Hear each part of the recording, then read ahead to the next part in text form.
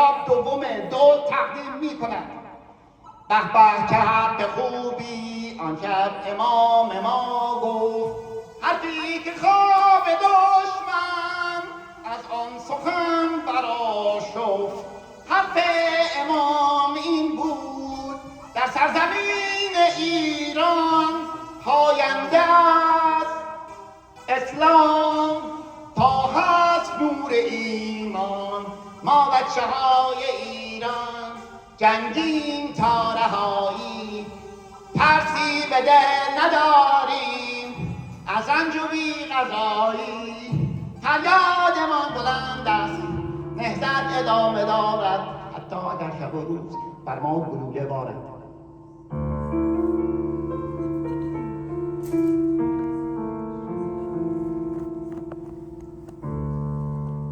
شب عاشقان بیده چه شبی دراز باشد، و بیا که از اول شب در صبح باز باشد.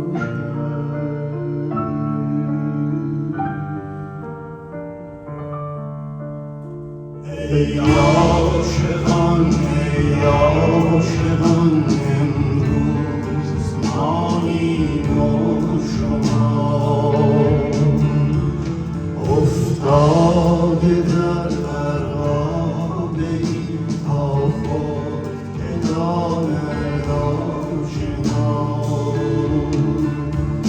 دست این عالم باشد هر موج چون شود، مرغان آبی را شدم تا هم خورد مرغ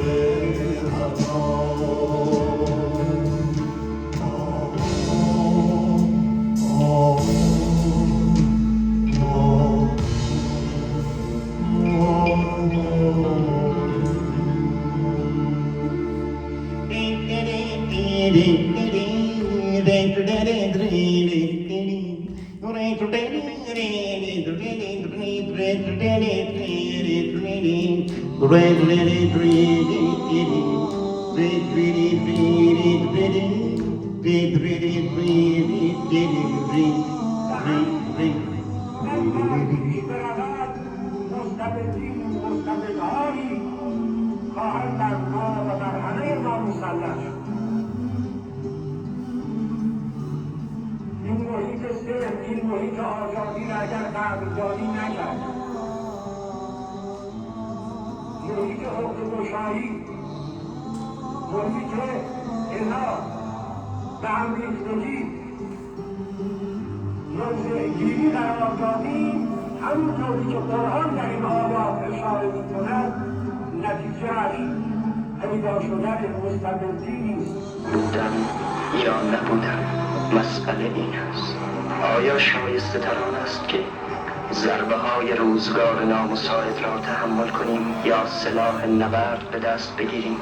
روح‌های آدمی را باد ترانه‌ای می‌خواند، رؤیاهایش را آسمان پرستاره نادیده می‌گیرد و هر دانه برفی به اشکی نریخته می‌ماند. سلام.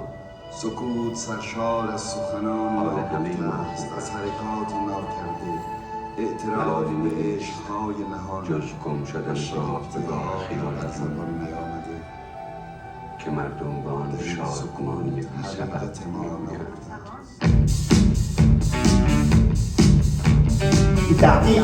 دویدم پیش قلی رسیدم، کنار مادر بزرگ عروس تکا رو دیدم. خسته شده غلامه راهش خیلی جوره، بی و بابا علی روی اولا سوارم، توی اولا سواری دیگه لنگه ندارم.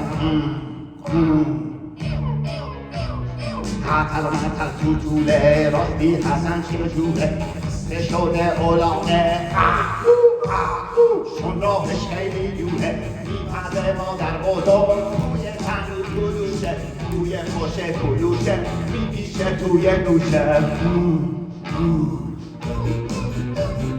عطل معطل توتوله راستی هست هم شجوره قصه امروز ما پر از شادی و شوره عمر رسول اکرم را که دید حسیر بر پهلوهایش نقش گذاشته حالان که مردم روم و فارس زندگی مرفه و خوشی داشتند رسول اکرم که به دست خود کفش خود را بسته می‌کرد تمام کارهای خود را خودش انجام میداد گفت پسر خطاب عمر آیا شک داری که آنان از فضایل زیبایی های حیات تنها به لذت های حقیر من پرداختند عمر